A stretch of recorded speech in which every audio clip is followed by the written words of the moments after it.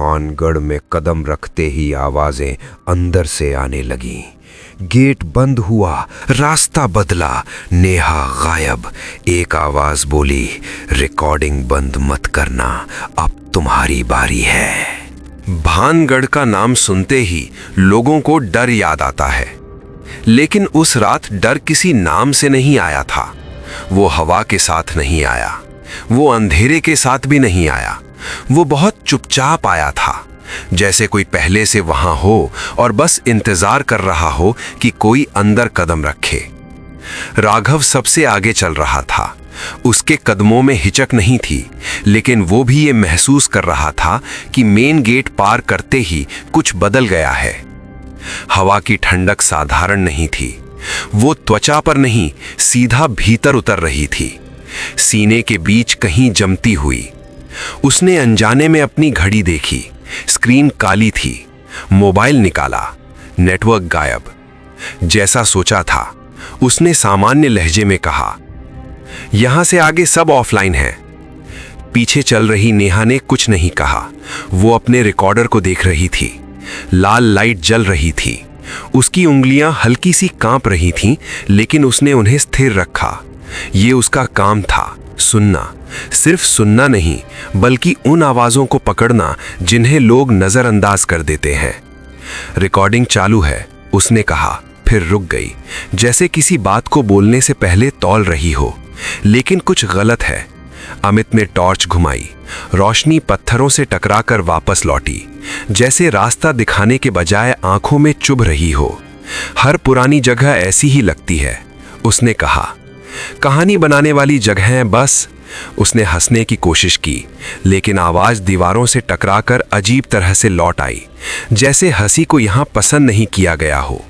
वो आगे बढ़े। हर कदम के साथ किला और गहरा होता चला गया। खुली जगह अचानक संकरी लगने लगी। छतें ऊंची थीं, लेकिन ऐसा लग रहा था जैसे ऊपर से कुछ झुका हुआ है, देख रहा है। राघव ने महसूस किया कि सांस लेते समय सीने में हल्का दबाव आ रहा है। ये जगह भारी है, उसने कहा। सिर्फ ठंडी नहीं, भारी। नेहा ने सिर हिलाया। तापमान गिरता जा रहा है। उसने रिकॉर्डर की स्क्रीन देखते हुए कहा, इतनी जल्दी ऐसा नहीं होना चाहिए। अमित कुछ कहने ही वाला था कि आवाज आई, बहुत हल्की, इतनी हल्की कि अगर कोई तैयार न हो तो उसे अपनी कल्पना समझ ले। लेकिन नेहा रुक गई। उसने रिकॉर्डर को थोड़ा ऊपर उठाया, जैसे आवाज को बेहतर सुनना चाहती हो। क्या तुमने? राघव ने वाक्य पूरा नहीं किया। नेहा ने धीरे से कहा, नहीं। अमित ने टॉर्च को दाईं ओर घुमाया। किले की आवाजें हैं, पत्थर, हवा नहीं। राघव ने उसे बीच में रोक दिया। ये बाहर से नहीं आई। अब नेहा की सांसें तेज हो चुकी थीं। ये एक दिशा से नहीं है, उसने कहा। ये हर तरफ है। उसने एक पल आंखें बंद की, जैसे कुछ महसूस कर रही हो। नहीं, उसकी आवाज और धीमी हो गई। ये चारों तरफ भी नहीं है। राघव ने उसकी तरफ देखा। तो फिर? नेहा ने आंखें खोली। ये हमारे अंदर से आ रही है। उस वाक्य के साथ ही धड़ाम, लोहे के गेट के बंद होने की आवाज इतनी तेज थी कि पत्थरों की धूल नीचे झरने लगी। अमित पीछे मुड़ा। ये कैसे? भागो, राघव ने चिल्लाया। वो उसी रास्ते की ओर दौड़े जहां से आए थे, लेकिन रास्ता बदल चुका था। गलियारा लंबा हो गया था, दीवारें पास आ गई थीं, जैसे जगह खुद को मोड़ रही हो। अमित ने गेट पर जोर से धक्का मारा। लोहे ने कोई जवाब नहीं दिया। बंद है, उसकी आवाज में अब डर था। किसने किया? राघव चारों ओर देखने लगा। ये रास्ता, उसने निगल कर कहा, ये हमारा रास्ता नहीं था। उसके दिमाग में साफ था, वो यहां से नहीं आए थे। रास्ता कहां गया? उसकी आवाज लगभग फुसफुसाहट बन चुकी थी। अब हवा बिल्कुल नहीं थी। इतनी खामोशी थी कि सांसें भी शोर लगने लगी। नेहा, राघव ने पुकारा। नेहा, मेरे पास रहो। कोई जवाब नहीं। नेहा, कुछ सेकंड बाद आवाज आई, लेकिन वो आवाज वैसी नहीं थी। उसमें डर नहीं था, उसमें घबराहट नहीं थी। वो बहुत शांत थी। वो, नेहा ने कहा, वो अब अकेली नहीं है। अमित ने उसकी ओर बढ़ना चाहा, लेकिन उसके पैर जैसे जमीन में धंस गए हों। नेहा, तुम क्या? उसकी आवाज टूट गई, शब्द बाहर ही नहीं निकले। दीवारों से एक हल्की गूंज उठी, जैसे कोई उनकी आवाजों को दोहरा रहा हो, सीख रहा हो। राघव को पहली बार एहसास हुआ ये जगह सुन रही है, और जो सुना जा रहा है वो यहाँ से बाहर नहीं जाता। नेहा की परछाई दीवार में समा गई, जैसे वो कभी वहां थी ही नहीं। अंधेरा अब सिर्फ बाहर नहीं था, वो भीतर उतर चुका था। और तभी एक नई आवाज आई, न राघव की, न अमित की, न नेहा की। बहुत पास, इतनी पास कि सांसों के बीच महसूस हो। रिकॉर्डिंग बंद मत करना। नेहा की आवाज के बाद कुछ भी तुरंत नहीं हुआ। यही सबसे डरावनी बात थी। कोई चीख नहीं, कोई भागदौड़ नहीं, कोई अचानक अंधेरा नहीं, बस वही खामोशी जो अब पहले जैसी नहीं थी। राघव और अमित दोनों वहीं खड़े थे, लेकिन अब वे एक दूसरे के साथ नहीं थे। ऐसा नहीं कि उनके बीच दूरी बढ़ गई थी, बल्कि ऐसा कि उनके बीच कुछ आ गया था, कुछ जो दिखता नहीं था लेकिन मौजूद था। अमित ने अपने हाथ देखे, उन्हें हिलाया। उसे लगा जैसे उंगलियां उसकी नहीं रहीं। राघव, उसने कहा।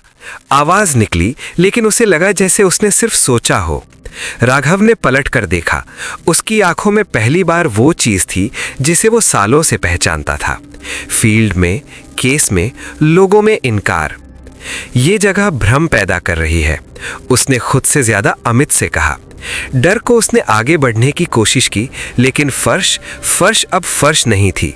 वो थोड़ी सी नरम थी, जैसे किसी ने नीचे से पत्थरों को पकड़ रखा हो। हर कदम के साथ एक बहुत हल्की सी आवाज आती, न टूटने की, न सड़कने की, बस एक स्वीकार करने की, जैसे जगह कह रही हो, हाँ आ जाओ। अमित का दिल तेज धड़कने लगा। उसने पीछे मुड़कर देखा। रास्ता था, लेकिन वो रास्ता नहीं था। दीवारें अब अलग लग रही थीं। उन पर दरारें नहीं थीं, बल्कि रेखाएं थीं, जैसे किसी ने बहुत समय पहले कुछ लिखा हो और पत्थर ने उसे याद रखा हो। नेहा, अमित ने फुसफुसा कर कहा। उसके कान के पास एक सांस महसूस हुई, बहुत हल्की, लेकिन वो सांस उसकी नहीं थी। उसने तुरंत सिर घुमाया। कुछ नहीं, लेकिन उसकी पीठ पर पसीना जम चुका था। राघव आगे बढ़ता रहा। वो खुद को ये मानने नहीं दे रहा था कि नेहा अब उनके साथ नहीं है। वो यहीं है, उसने खुद से कहा, बस किसी कोने में। लेकिन रिकॉर्डर जो नेहा के हाथ में था अब जमीन पर पड़ा था। लाल लाइट अब भी जल रही थी। अमित ने झुककर उसे उठाया। उसी पल उसके कानों में एक फुसफुसाहट गूंजी, उसकी अपनी आवाज। अगर मैंने उस दिन, उसने झटके से रिकॉर्डर दूर फेंक दिया। तुमने सुना? उसने घबराकर राघव से पूछा। राघव ने सिर हिलाया। मैं कुछ नहीं सुन रहा, उसने कहा, लेकिन ये झूठ था, क्योंकि उसी पल उसके भीतर एक आवाज उभर रही थी, उसके पिता की, जो उसने आखिरी बार अस्पताल के बाहर सुनी थी। तू हमेशा सही होना चाहता है, वो आवाज कह रही थी, लेकिन कभी रुक कर नहीं देखता। राघव ने दांत भींच लिए। ये जगह मन से खेल रही है, उसने जोर देकर कहा। अगर हम सुनेंगे तो वाक्य पूरा नहीं हुआ। दीवार के भीतर से एक धीमी खरोच की आवाज आई, फिर दूसरी, फिर तीसरी, जैसे कोई अंदर से रास्ता बना रहा हो। अमित पीछे हट गया। ये यहां आ रहा है, उसकी आवाज कांप रही थी। नहीं, राघव बोला, ये पहले से यहां है। रोशनी अचानक कम हो गई। टॉर्च जल रही थी, लेकिन उसका असर कम होता जा रहा था, जैसे अंधेरा रोशनी को अपने भीतर खींच रहा हो। और तभी दीवार के पास एक परछाई उभरी, नेहा की। वही कद, वही बाल, वही खड़े होने का ढंग। अमित का गला सूख गया। नेहा? राघव ने उसका हाथ पकड़ लिया। मत बोलना, उसने कहा। जो सुन रहा है वो उसी से ताकत लेता है। परछाई हिली। उसने सिर उठाया, लेकिन चेहरा साफ नहीं था। वहां आंखें थीं, लेकिन देख नहीं रही थी। मुंह था, लेकिन बोल नहीं रहा था। और फिर उसने बात की। तुम दोनों, नेहा की आवाज में कहा गया। अब भी चुप रह सकते थे। अमित रो पड़ा। ये नेहा नहीं है, उसने कहा। ये वही है, आवाज ने जवाब दिया। जो उसने अपने अंदर दबाया था, राघव को समझ आ गया। ये जगह लोगों को नहीं ले रही थी, ये उनकी आवाजें ले रही थी। उन शब्दों को जो कभी बोले नहीं गए, उन डर को जो छुपा दिए गए। अगर हम कुछ न सोचें, राघव ने कहा, तो भी सोचोगे, आवाज ने तुरंत कहा। और उसी पल अमित ने खुद को एक दूसरी जगह खड़ा पाया। वो किले में नहीं था, वो अपने घर में था। रात, कमरा बंद, दरवाजे के पीछे उसकी माँ की आवाज़, तू बाहर क्यों नहीं आता? उसने सिर पकड़ लिया। ये सच नहीं है। उसने चिल्लाना चाहा, लेकिन आवाज़ बाहर नहीं निकली। उसी समय राघव भी कहीं और था। वो एक फाइल देख रहा था, एक केस जिसे उसने सबूत नहीं कहकर बंद कर दिया था। एक नाम, एक चेहरा, और अब वो चेहरा उसके सामने खड़ा था। तुमने मुझे नहीं सुना, चेहरा बोला। राघव ने पीछे हटना चाहा, लेकिन जगह नहीं थी। फिर सब कुछ वापस आ गया। किला, अंधेरा, परछाई। अमित जमीन पर गिर चुका था। तब राघव उसके पास पहुंचा। उठो, उसने कहा, हमें यहाँ से निकलना है। लेकिन अमित की आंखें किसी और चीज को देख रही थी। बहुत देर हो चुकी है, उसने धीमे से कहा। परछाई मुस्कुराई। पहली बार तुम दोनों में से, वो बोली। कोई एक अभी भी जा सकता है। राघव ने उसकी ओर देखा। और दूसरा, आवाज ने कहा, रिकॉर्ड बनेगा। लाल लाइट अंधेरे में और तेज चमकने लगी। लाल लाइट अब सिर्फ रिकॉर्डिंग का संकेत नहीं थी, वो धड़क रही थी। जैसे कोई दिल जिसे अभी अभी जागने का मौका मिला हो। राघव की उंगलियां अपने आप कांप रही थीं। उसने अमित की ओर देखा। अमित की आंखें खुली थी, लेकिन वो राघव को नहीं देख रहा था, वो पीछे देख रहा था। मत देखो, राघव ने धीमे कहा। जो पीछे है वो सामने आने का इंतजार करता है। अमित हंसा, एक सूखी टूटी हुई हंसी। तुम अब भी नियम ढूंढ रहे हो? उसने पूछा। ये जगह नियम नहीं मानती। परछाई अब दीवार से अलग हो चुकी थी। वो जमीन पर थी। उसके पैर फर्श को छू नहीं रहे थे, लेकिन हर कदम पर पत्थर से हर रहा था। राघव को अचानक एक बात समझ आई। ये नेहा की शक्ल नहीं थी, ये नेहा की खामोशी थी। वो सारे पल जब नेहा ने कुछ कहा नहीं, जब उसने सुना, रिकॉर्ड किया, पर रोकी नहीं। तुम्हें यहां नहीं आना चाहिए था, आवाज बोली। राघव ने जवाब नहीं दिया। उसने अपनी जेब से एक छोटा सा चाकू निकाला। अमित ने देखा। क्या कर रहे हो? उसने पूछा। कुछ नहीं, राघव ने कहा। बस ये याद दिला रहा हूं कि मैं अभी भी यहां हूं। उसने अपने हाथ की हथेली हल्की सी काटी। दर्द तेज नहीं था, लेकिन असली था। और उसी पल आवाज थोड़ी देर के लिए चुप हो गई। परछाई रुकी, जैसे किसी ने उसे असंतुलित कर दिया हो। राघव ने सांस ली।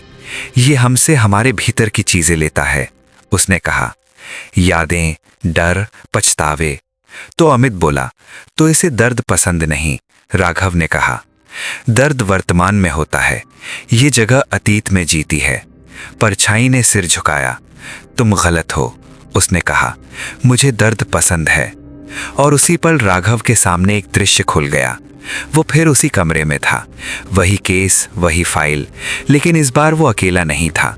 नेहा वहां खड़ी थी, जिंदा, सामने, आंखों में सवाल। तुमने सुना था, उसने कहा, लेकिन तुमने चुना कि सुनना काफी है। राघव का गला सूख गया। ये सच नहीं है, उसने कहा। ये अधूरा सच है, नेहा ने जवाब दिया।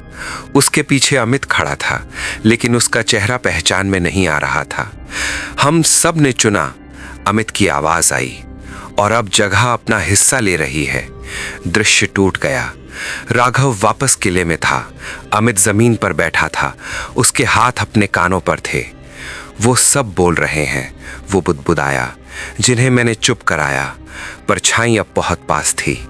समय खत्म हो रहा है, उसने कहा। एक यहां रहेगा, एक जाएगा, और तीसरा? राघव ने पूछा। परछाई मुस्कुराई। तीसरा पहले ही जगह बन चुका है। राघव की नजर रिकॉर्डर पर गई। लाल लाइट अब स्थिर थी। उसे समझ आ गया, ये रिकॉर्डर सिर्फ आवाज नहीं ले रहा था, ये गवाह बना रहा था। अगर मैं रुकूं, राघव ने कहा, तो तुम कहानी बन जाओगे, आवाज बोली। और अगर मैं जाऊं तो तुम उसे सुनते रहोगे, परछाई ने कहा, जिंदगी भर। अमित धीरे धीरे खड़ा हुआ। उसकी आंखों में अब डर नहीं था, सिर्फ थकान थी। मैं रुकूंगा, उसने कहा। राघव ने उसकी ओर नहीं देखा। नहीं, उसने कहा, यह मैं पहले ही रुका हुआ हूं। अमित ने हल्की मुस्कान के साथ कहा, बरसों से। उसने रिकॉर्डर उठाया और उसे राघव की ओर फेंक दिया। भागो, उसने कहा, और कभी पीछे मत देखना। राघव ने एक पल के लिए आवाजें सुनी, नेहा की, अमित की और उन सब की जो कभी यहाँ आए थे। फिर उसने दौड़ लगा दी। रास्ता अब रास्ता नहीं था, लेकिन वो दर्द को पकड़कर भाग रहा था। सांस, धड़कन, खून सब वर्तमान में था। और तभी एक झटका, राघव गिरा। उसके सामने टूटी हुई दीवार थी, ठंडी हवा, खुला आसमान। वो बाहर था। पीछे से एक आवाज आई, रिकॉर्डिंग ऑन। फिर सब शांत। सालों बाद भानगढ़ के मुख्य किले से करीब 200 मीटर दूर एक टूटी दीवार के पास एक छोटा रिकॉर्डर मिला। लाल लाइट बुझी हुई थी, लेकिन जब उसे चलाया गया तो उसमें 3 आवाजें नहीं थीं, सिर्फ एक थी, धीमी, स्पष्ट, राघव की। अगर तुम ये सुन रहे हो तो समझ लो ये जगह अभी भी सुन रही है। रिकॉर्डिंग यहीं बंद हो जाती है, लेकिन भानगढ़ वो कभी बंद नहीं हुआ।